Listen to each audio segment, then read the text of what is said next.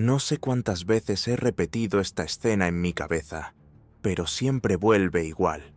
El filo brillando bajo la luz amarillenta de la cocina, el jadeo acelerado que no sabía si era mío o suyo, y ese instante suspendido donde sentí que algo ajeno respiraba detrás de mí, como si una sombra hubiera tomado mis manos para obligarme a decidir.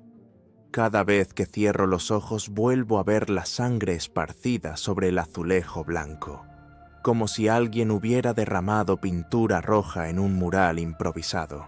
Y ese olor metálico, caliente, casi dulce, todavía lo siento pegado a la garganta. Me persigue. Me llamo Eloar Medina. Tengo 17 años, aunque a veces siento que nací viejo, como si mi infancia se hubiera terminado antes de empezar. Estoy grabando esto desde el cuarto donde me tienen desde aquella noche, sentado sobre un colchón que cruje cada vez que respiro demasiado fuerte. No voy a pedirte que me creas, solo que escuches, porque, aunque suene absurdo, necesito que alguien lo escuche completo antes de decidir si soy un monstruo, o si lo que vivía conmigo era algo peor. Cuando era niño, todos decían que tenía ojos inquietos, como si siempre estuviera mirando algo que los demás no podían ver. Mi madre se reía, me acariciaba el cabello y decía que yo era demasiado imaginativo. Pero mi padre, Rogelio, nunca lo encontró gracioso. Él tenía una forma particular de doblar la boca cuando algo lo disgustaba, como si quisiera escupir, pero se tragara el veneno. Era un hombre duro, con las manos ásperas por el trabajo en la construcción y un temperamento que estallaba al mínimo desencuentro. Y yo era precisamente eso, un desencuentro constante. Vivíamos en una casa pequeña, justo al borde del pueblo, donde el viento siempre arrastraba polvo, como si la tierra quisiera borrar las huellas de quienes caminábamos allí. Mi infancia parecía normal a simple vista. Una escuela vieja, amigos que desaparecían y aparecían según la temporada, un perro callejero que nos seguía a todas partes. Pero dentro de la casa el ambiente cambiaba. Había algo espeso en el aire, algo que no se veía pero que se sentía cada vez que el sol caía y las sombras comenzaban a abrazar las paredes. Todo empezó con susurros. Lo sé, suena ridículo, pero juro que es verdad. Yo tenía 9 años la primera vez que los escuché. Era como una voz quebrada, rasposa, que se deslizaba por las esquinas de mi cuarto. Se hacía más clara cuando mis padres discutían, sobre todo cuando mi padre empezaba a gritar. Esa voz parecía alimentarse de la rabia, del miedo, y me hablaba con una tranquilidad escalofriante, diciéndome que yo veía lo que otros no podían ver, que mi padre no era solo un hombre violento, sino una puerta abierta, una grieta. Con los años empecé a notar cosas extrañas. Mi padre se levantaba en la madrugada y se quedaba parado frente a mi puerta, mirando, sin entrar. Algunas veces sus labios se movían, como si murmurara algo a través de los dientes. Mi madre decía que él dormía mal, que el estrés del trabajo lo estaba consumiendo. Pero yo sentía otra cosa. Sentía que él no estaba solo cuando se quedaba allí, que había una sombra alargada pegada a su espalda, como si lo sostuviera de los hombros y le soplara un lenguaje antiguo en el oído. A los 12 años, empecé a tener pesadillas, siempre la misma. Mi padre sentado en la mesa del comedor, con la cabeza inclinada. Hacia un lado, como si alguien le sostuviera la barbilla. Sus ojos estaban totalmente negros, sin rastro de blanco, y me sonreía de una forma torcida. Detrás de él, una figura delgada, de dedos interminables, respiraba en mi dirección. Aquella sombra jamás hablaba, solo respiraba, y ese sonido era húmedo, como si cada inhalación estuviera empapada en algo viscoso. Mis notas en la escuela bajaron. Dejé de salir con mis amigos y cada día me volvía más silencioso. No porque quisiera, sino porque la voz interna se volvía más persistente. No siempre la escuchaba, pero cuando aparecía me hablaba con claridad. Me decía que mi padre era un recipiente débil, que ya casi no le quedaba voluntad, que tarde o temprano la cosa que lo acompañaba iba a necesitar otro hogar. Esa idea me arrancaba el sueño. La tensión en la casa subió cuando descubrí los cuadernos. Estaban escondidos en el garaje, debajo de una caja de herramientas. Eran 3, con tapas negras, todos escritos con una letra temblorosa, que reconocí al instante como la de mi padre. Eran notas desordenadas, frases repetidas, dibujos extraños, círculos entrelazados, figuras humanas deformadas, ojos enormes con pupilas dilatadas. En varios textos hablaba de un visitante nocturno, un acompañante que se sentaba a su lado, aunque él quisiera ignorarlo. Decía que lo había visto por primera vez cuando yo tenía 7 años, que esa cosa lo observaba con una sonrisa curva, como si probara su resistencia, que cada día escuchaba su nombre en un idioma que quemaba los oídos. Después de leer eso, no pude ver a mi padre igual. Me costaba respirar cada vez que se acercaba demasiado. Empecé a evitarlo, a encerrarme en mi cuarto, a fingir tareas interminables, pero él también empezó a cambiar, más silencioso, más rígido. Cuando discutía con mi madre, ya no gritaba, hablaba lento, como si cada palabra fuera dictada por otra boca. Ella no lo notó al principio, pero yo sí, porque la sombra, esa presencia que siempre parecía a su alrededor, se hacía más visible para mí, no con los ojos, sino con el cuerpo. Sentía el aire enfriarse, escuchaba una respiración que no pertenecía a nadie en la habitación, veía la luz del foco temblar como si alguien pasara la mano por encima. La noche del incendio fue el primer quiebre real. Mi padre despertó a todos a las 3 de la madrugada, gritando que algo ardía en el patio. Yo corrí detrás de ellos, pero cuando salí vi que no había fuego, solo el olor a madera quemada impregnando el ambiente. Mi padre estaba descalzo, temblando y murmurando que lo habían rodeado, que no lo dejaban dormir, que querían entrar. Mi madre lloraba sin entender nada. Yo solo miraba la oscuridad y sentía esa respiración de nuevo, pegada al cuello. Fue esa noche cuando la voz interna me habló con más fuerza que nunca. «Ya no lo controla», me dijo. «Ya no queda espacio para él, y tú eres el siguiente». Esa frase me atormentó durante semanas. Empecé a pensar que quizá mi padre era solo la primera etapa, que esa cosa estaba usando su cuerpo como casa temporal, y yo podía ser la siguiente víctima. El miedo se volvió insoportable, y fue entonces cuando empecé a planear. El plan no nació de golpe, no fue una idea repentina, ni un arrebato. Fue algo que se fue gestando como un animal que abre los ojos lentamente y reconoce su entorno antes de moverse. Primero llegó la sospecha, luego la certeza, y finalmente esa sensación de que si no actuaba, algo mucho más oscuro iba a hacerlo por mí. A veces pienso que mi verdadero crimen no fue el acto final, sino haber sentido alivio al imaginarlo. Yo tenía 16 cuando decidí que debía ponerle fin a la presencia que devoraba a mi padre por dentro. Él ya era prácticamente un cascarón, una figura que caminaba por la casa arrastrando los pies, como si el peso de algo invisible lo empujara hacia el suelo. Mi madre, en cambio, se negaba a aceptarlo. Decía que estaba deprimido, que necesitaba descanso, que el trabajo lo había doblado. Pero su voz tenía ese temblor débil que uno usa cuando sabe que miente para sobrevivir. Lo que nadie veía, excepto yo, era cómo su sombra ya no coincidía con su cuerpo. Cuando caminaba frente a la luz, la silueta se movía un segundo después, A veces se estiraba, como si se despegara del piso. Otras veces era más grande que él. No sé cómo explicarlo sin sonar como un lunático, pero esa sombra tenía vida propia, y cada noche parecía más confiada. El plan comenzó con observación. Pasé semanas vigilando los patrones de mi padre, la forma en la que respiraba, cuándo murmuraba cosas, en qué momentos la casa se enfriaba más.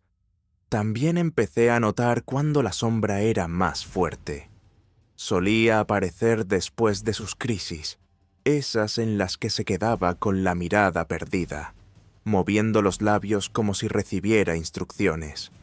Había días en los que no hablaba durante horas, otros en los que decía cosas que no eran suyas. Recuerdo especialmente una tarde en la que se paró junto a mi puerta y dijo con una voz que parecía venir desde un pozo profundo: «Tú ya lo sabes, no podrás evitarlo». Creo que ese fue el momento en el que tomé valor. Lo primero que hice fue preparar el lugar. La cocina siempre había sido un espacio tenso en la casa. Mi padre pasaba horas sentado allí, incluso antes de que todo empezara. El azulejo claro reflejaba cada sombra, cada movimiento extraño. Elegí ese sitio porque era donde más sentía la presencia, como si ese rincón fuera el epicentro de todo. Luego busqué un arma. No quería usar nada que fuera demasiado obvio.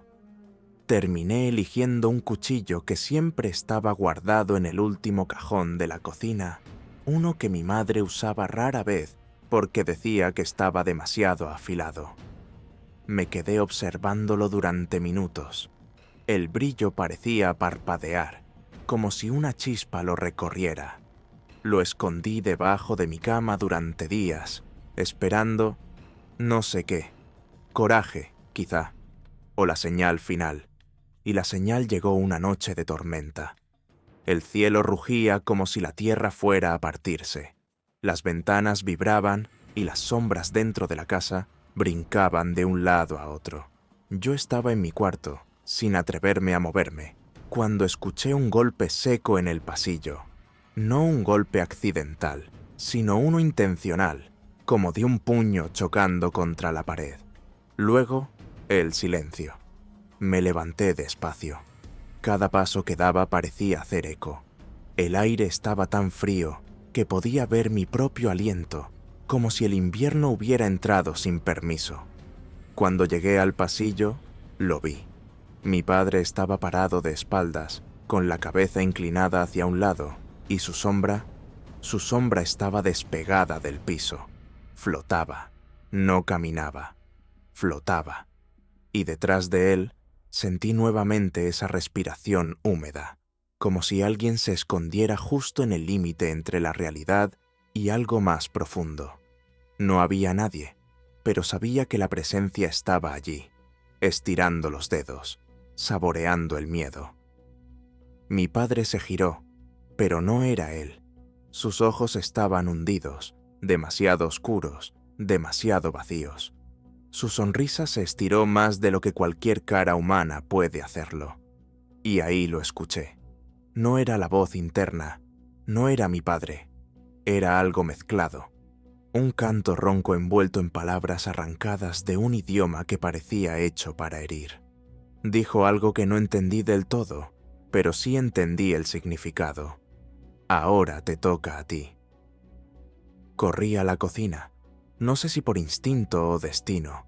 Saqué el cuchillo. Mis manos temblaban tanto que por un segundo pensé que sería incapaz de sostenerlo. La casa estaba casi a oscuras, iluminada solo por los destellos de los relámpagos. Cada explosión de luz mostraba una sombra diferente, como si la criatura que habitaba a mi padre se moviera en varias direcciones al mismo tiempo. Y entonces lo escuché detrás de mí. Pasos lentos, acompasados, como si disfrutara la tensión. Me giré y lo vi en el umbral de la cocina. Su cuerpo parecía más alto de lo normal. La sombra detrás de él era enorme, alargada, casi líquida. y en el aire ese olor, como a tierra mojada mezclada con hierro oxidado. Un olor que no pertenece a ningún ser humano. Fue ahí donde algo en mí se rompió. O se activó, no sé. Pero sentí un impulso que no puedo describir, como si mis brazos se movieran solos, no para atacar, para defenderme, como si algo dentro de mí hubiera despertado para resistir lo que venía. Mi padre dio un paso hacia mí. La sombra se movió antes que él. Sentí un zumbido en los oídos, un temblor que me recorría desde la nuca hasta los dedos de los pies, y la voz interna volvió, pero esta vez no susurraba. Gritaba: «Hazlo ya». Él extendió la mano, o la cosa que vivía en él extendió la mano. Sus dedos parecían más largos, como si se estiraran solos. En ese instante, con el corazón golpeando como un tambor de guerra, avancé un paso, solo uno, y levanté el cuchillo. Lo que ocurrió después no puedo describirlo como una acción consciente. Fue una mezcla de terror, desesperación y una extraña claridad. Vi su mirada cambiar por un segundo, como si él volviera su pie a la superficie, como si quisiera decirme algo. Pero detrás de ese gesto humano seguía la sonrisa torcida de la criatura. Y entonces, en un instante que todavía se repite cuando cierro los ojos, todo se volvió rojo. El resto vino después. Los gritos, mi madre, el ruido de algo cayendo, la sombra haciendo un movimiento brusco antes de desvanecerse como humo. Y yo, de rodillas, sin poder respirar, sin poder entender si había salvado mi vida o condenado algo mucho peor. Nunca voy a olvidar el sonido que hizo su cuerpo al caer. No fue un golpe seco, no fue un estruendo, fue más bien un suspiro, como si algo dentro de él, algo que nunca debió haber estado allí, hubiera decidido escapar por fin.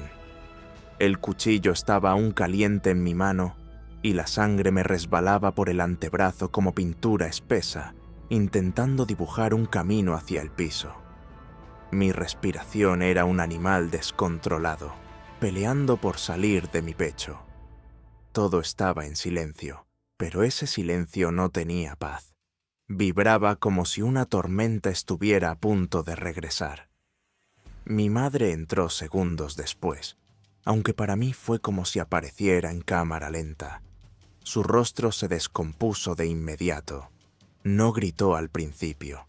Solo se llevó las manos a la boca, los ojos abiertos, hinchados por un horror que no tenía nombre. Luego vino el grito, uno que todavía escucho a través de las paredes de este lugar cuando intento dormir. Un grito que quebró todo lo que quedaba en esa casa. Yo no me moví. Me quedé arrodillado, mirando fijamente el cuerpo de mi padre, intentando descifrar si lo que se había ido de él era el hombre que conocí o la cosa que lo controlaba. Porque algo se fue. De eso estoy seguro. Lo sentí. Fue como un viento oscuro que pasó entre nosotros, empujando las cortinas aunque las ventanas estuvieran cerradas. Un movimiento sutil, pero maligno, como si una presencia pesada hubiera desatado sus dedos del alma de mi padre para buscar otro lugar donde esconderse. Mi madre corrió hacia él, ignorándome completamente. Nunca la había visto así, desesperada, tropezando con sus propios pies, repitiendo su nombre una y otra vez, como si al decirlo pudiera traerlo de vuelta. Yo la observaba con una mezcla de culpa y extraña confusión. Porque mientras ella lloraba y pedía ayuda, yo solo podía pensar en una cosa: se acabó. Eso fue lo más inquietante, la sensación de alivio. Pero el alivio no duró. Las luces empezaron a parpadear, primero de forma tenue, como si la energía se escapara por alguna grieta invisible. Luego más fuerte. La bombilla de la cocina brillaba y se apagaba al ritmo de un corazón que no quería dejar de latir. Mi madre no lo notaba. Estaba inclinada sobre el cuerpo de mi padre, sus manos cubiertas de sangre y temblor. Yo, en cambio, Sentí algo rozarme la nuca, un aire frío, muy frío, el mismo que había sentido tantas noches antes. Busqué con la mirada la sombra que siempre estaba detrás de él. No estaba, o al menos no como antes. Había una figura borrosa en la pared, algo que no lograba definirse, pero que vibraba como si luchara por completar su forma. Era como si la criatura intentara aferrarse a este lado, como si lamentara haber sido expulsada del vehículo que ocupaba. El contorno se retorció una última vez antes de desaparecer por completo, tragado por la luz que explotó en un destello blanco y luego dejó la casa sumida en oscuridad total. Mi madre finalmente me miró. Sus ojos estaban enrojecidos, hinchados, empapados en lágrimas y terror. No dijo mi nombre. No dijo nada.